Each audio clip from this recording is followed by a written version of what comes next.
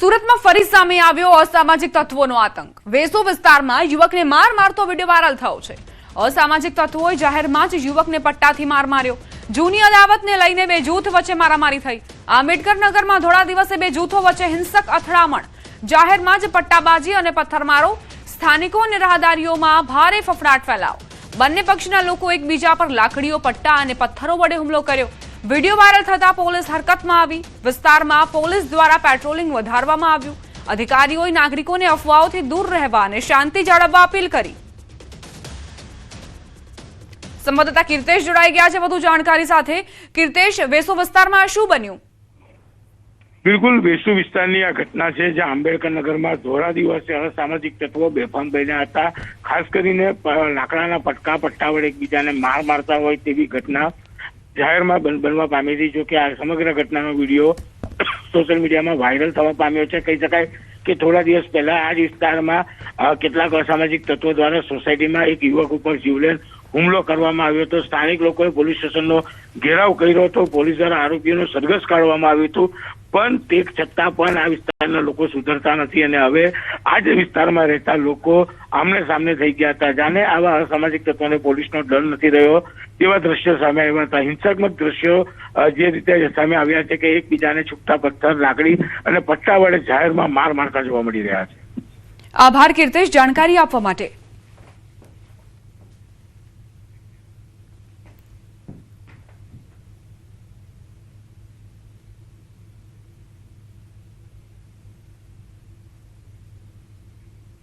રાજકોટ ગોંડલ ચોકડી નજીક અકસ્માતની ઘટના સામે આવી। સ્કોર્પિયો અને ઇકો કાર વચ્ચે અકસ્માત સર્જાયો। અકસ્માતમાં બે લોકોના મોત થયા। ઈજાગ્રસ્તને રાજકોટ સિવિલ હોસ્પિટલ ખાતે ખસેડાયા છે। અકસ્માતને લઈ ટ્રાફિક જામના દ્રશ્યો સર્જાયા। રાજકોટમાં અકસ્માતની ઘટના બની। સ્કોર્પિયો કાર વચ્ચે અને ઇકો કાર વચ્ચે અકસ્માત સર્જાયો હતો। ગોંડલ ચોકડી પાસે આ ગમખ્વાર અકસ્માતની ઘટના બની હતી, જે બાદ ટ્રાફિક જામ પણ સર્જાયો હતો। અકસ્માતમાં બે વ્યક્તિઓએ પોતાનો જીવ ગુમાવ્યો છે। બંને ગાડીઓની સ્થિતિ જોઈને આપ અંદાજ લગાવી શકો છો કે આ અકસ્માત કેટલો ભીષણ રહ્યો હશે કે બે વ્યક્તિઓના ઘટના સ્થળે જ મોત થઈ ગયા। ઈજાગ્રસ્તોને તાત્કાલિક હોસ્પિટલમાં ખસેડવામાં આવ્યા। રાજકોટ સિવિલ હોસ્પિટલમાં તેમની સારવાર ચાલી રહી છે। અકસ્માતની આ ઘટના જેમાં બે વ્યક્તિના મોત, આ દુર્દશા થઈ છે સ્કોર્પિયો કાર અને ઇકો ગાડીની। આગળનો ભાગ આપ જોઈ શકો છો, કચ્ચર ઘાણ વળી ગયો છે।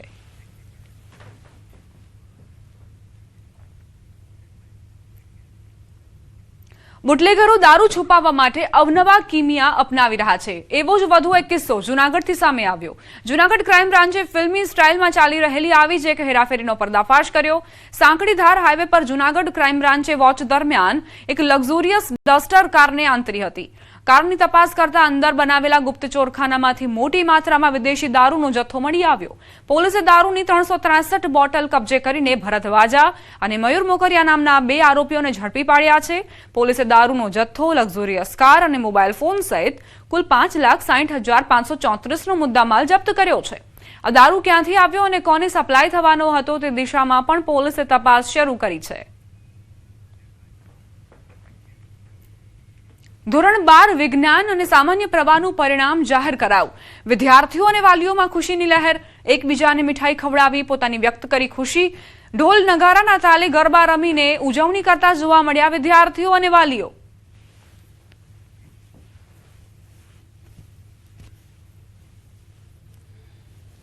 ફેબ્રુઆરી માસમાં લેવાયેલી ધોરણ 12 સાયન્સ અને સામાન્ય પ્રવાહની પરીક્ષાનું પરિણામ જાહેર થઈ ચૂક્યું છે અને વિદ્યાર્થીઓમાં ક્યાંક ને ક્યાંક ખુશીનો માહોલ છે। વિદ્યાર્થીઓ આપણી સાથે છે।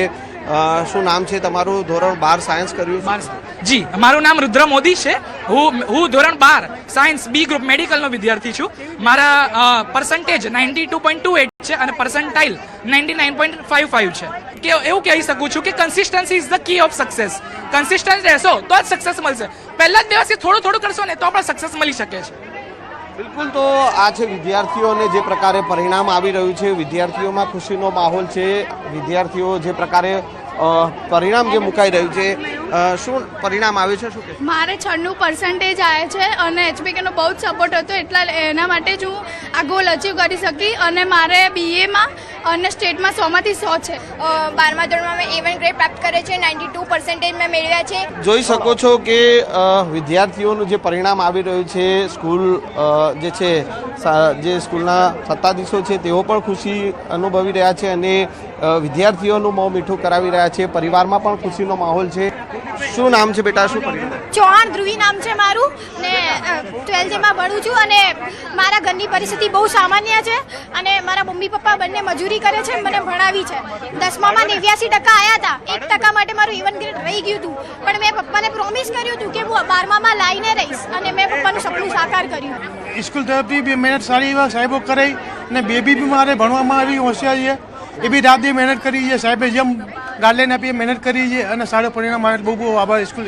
જે પ્રકારે પરિણામ જે છે તે આવી રહ્યા છે અને વિદ્યાર્થીઓમાં ક્યાંક ને ક્યાંક ખુશીનો માહોલ જોવા મળી રહ્યો છે.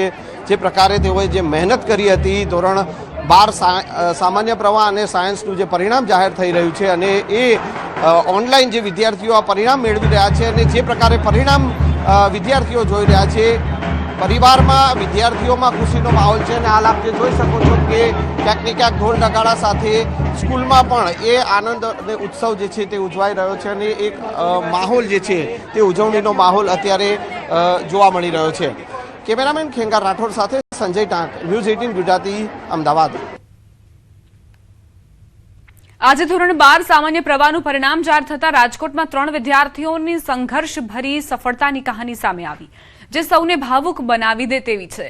એક વિદ્યાર્થીનીએ જણાવ્યું કે તેના જન્મ સમયે કેટલાક સંબંધીઓએ તેને પિતાનો બોજ ગણાવ્યો હતો, પરંતુ આજે 95% સાથે બોર્ડમાં 3જો ક્રમ મેળવી તેણે સાબિત કર્યું કે તે બોજ નહીં પરંતુ પિતાનો ગર્વ છે.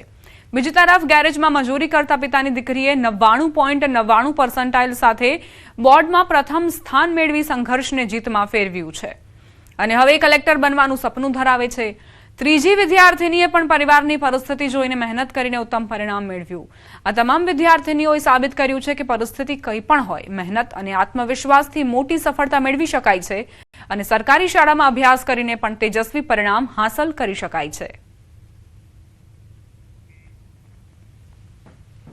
કે બસ દીકરીનો જન્મ થયો તો એ શું કરશે, બોજ બનશે, એવું હતું. આજે હું જવાબ માંગુ, દીકરી શું ન કરી શકે. મેં આજે સાબિત કર્યું છે કે હું મારા પપ્પા ઉપર બોજ નથી. મારે 2 દીકરીઓ આવી પછી મારે થોડુંક સારું થયું ને બધા કહેતા કે ભાઈ આમ ને તેમ, પણ આ મારી બીજી દીકરી છે ને, આજ મને એવું ફૂલ ફીલ થયું કે હેને મારી દીકરીએ મને સાબિત કરી દીધું કે ભાઈ હેને એવું કંઈક છો એમ. મારે 99.94 PR છે અને 95% છે. જે બધા શિક્ષકો એની પાછળ એટલી મહેનત કરે છે અને ફી વગર ભણાવ્યા અને ઉપરથી ગવર્મેન્ટ શાળા છે એટલે અમને લાભ પણ એટલો મળે છે, સ્કોલરશિપ મળે છે. આજે મારે 99.99 PR આવ્યા છે ને હું સમગ્ર ગુજરાતમાં ફર્સ્ટ રેન્ક ઉપર છું અને આજે જે હું સ્થાન ઉપર છું તે બધો જ ફાળો મારા આચાર્યશ્રી, મારા ગુરુજનો, મારા શિક્ષકો અને મારા માતા પિતા અને સમગ્ર શાળા પરિવારનો હું થેન્ક યુ પણ કહું છું. અમારી શાળાના ઇતિહાસમાં પહેલી વખત અમારી દીકરી 99.99 PR સાથે શાળામાં ફર્સ્ટ આવેલી છે. આ શાળાની 0 ફી છે, છતાં પણ અમે તમામ સ્ટાફ સવારે 7થી લઈ સાંજના 4 વાગ્યા સુધી જ્યાં સુધી દીકરીને જરૂર હોય એને એજ્યુકેશનમાં, અભ્યાસમાં અમારી મદદની જરૂર હોય ત્યાં સુધી અમે રોકાઈએ છીએ. આજે 12 સામાન્ય પ્રવાહનું રિઝલ્ટ છે ત્યારે રાજકોટના મોવડી વિસ્તારમાં ગેરેજની, 4વ્હીલના ગેરેજની અંદર નોકરી કરતા હરેશભાઈના દીકરી છે તે બોર્ડ ફર્સ્ટ આવી છે. આ વ્યક્તિ છે તે 4વ્હીલના ગેરેજમાં નોકરી કરે છે અને આર્થિક રીતે પણ ઘણી સ્ટ્રગલ કરે છે. આમ છતાં આજે એમની દીકરી છે તે બોર્ડ ફર્સ્ટ આવી છે. આપણે એમની સાથે વાત કરીશું. શું કહેશો, આજે તમારી દીકરી છે તે બોર્ડ ફર્સ્ટ આવી છે, કેવું લાગે? મને ખુશીનો આનંદ છે. આજ મારી દીકરી એટલી ખુશ મને કરી દીધી છે ને કે વાત પૂછવામાં એટલો ખુશ છું હું. આજ તમે શું કામ કરો? હું ગેરેજમાં માલ લઈ આવવાનું ને એવું કામ કરું, નોકરી કરું છું. કેવી આર્થિક પરિસ્થિતિનો તમે? બહુ નથી, મીડિયમ છે અમારી. પિતાની આર્થિક પરિસ્થિતિની જે છે વચ્ચે પણ પોતે એક ઝળહળતી સફળતા મેળવી છે. એક જે તેમને કલેક્ટર થવું છે અને એક કહી શકાય કે ખૂબ જ સંઘર્ષવાળા જીવનમાંથી જે છે આ દીકરીએ જે પોતાના પરિવારનું નામ રોશન કર્યું છે, બોર્ડ ફર્સ્ટ આવી છે, મોંઘી ફી ભરવાના બદલે જે છે સરકારી શાળામાં ભણીને પણ ઉચ્ચ પરિણામ પ્રાપ્ત કર્યું છે. હાર્દિક જોશી, ન્યૂઝ 18 ગુજરાતી, રાજકોટ. ડાંગ જિલ્લામાં ધોરણ 12 સામાન્ય પ્રવાહનું ઐતિહાસિક પરિણામ આવ્યું. સમગ્ર રાજ્યમાં ડાંગ જિલ્લો 97.88% સાથે પ્રથમ ક્રમે રહ્યો, જ્યારે ધોરણ 12 સાયન્સમાં પણ જિલ્લો રાજ્યમાં 8મા ક્રમે રહ્યું છે. વિદ્યાર્થીની પ્રાચી ટંડેલે 97.54% સાથે જિલ્લામાં પ્રથમ સ્થાન મેળવ્યું. ખાસ વાત એ છે કે પ્રાચીએ કોઈ પણ ટ્યુશન ક્લાસ વગર માત્ર શિક્ષકો અને માતા પિતાના માર્ગદર્શન હેઠળ અભ્યાસ કરીને આ સિદ્ધિ મેળવી છે. હું 12 સાયન્સનું અત્યારે રિઝલ્ટ આવ્યું છે. એમાં મારા ઓવરઓલ પર્સન્ટાઇલ 99.99 છે અને પર્સન્ટેજ 97.54 છે. તો મને અત્યારે તો મારું ગોલ તો એ જ છે કે હું અત્યારે આઈટી ફિલ્ડમાં જાઉં, કારણ કે અત્યારે આગામી જે કોઈ પણ વર્ષો છે તે એઆઈના છે, આઈટી ફિલ્ડના છે. તો હું સોફ્ટવેર એન્જિનિયર બનવા ઈચ્છું છું. મારી મમ્મી અને મારા પપ્પા બંને મેં જેટલા પણ ઉજાગરા કર્યા છે તે બંને હંમેશા મારી સાથે છે. તેમાં ડાંગ જિલ્લાએ ઇતિહાસ રચ્યો છે. ડાંગ જિલ્લાનું સામાન્ય પ્રવાહનું ગુજરાતભરમાં પ્રથમ નંબર આવેલો છે. 97.88% સાથે આખા ગુજરાતમાં ડાંગ જિલ્લાના વિદ્યાર્થીઓ સર્વપ્રથમ નંબરે પાસ થયા છે. તમામ બાળકોને શાળાને અભિનંદન પાઠવું છું. એ જ રીતને સાયન્સનું પણ ગુજરાતભરમાં 8મો નંબર મેળવી ખૂબ સારું રિઝલ્ટ મેળવ્યું છે. આ સાથે જ બુલેટિનમાં અત્યારે બસ આટલું જ. આપ જોતા રહો ન્યૂઝ 18 ગુજરાતી.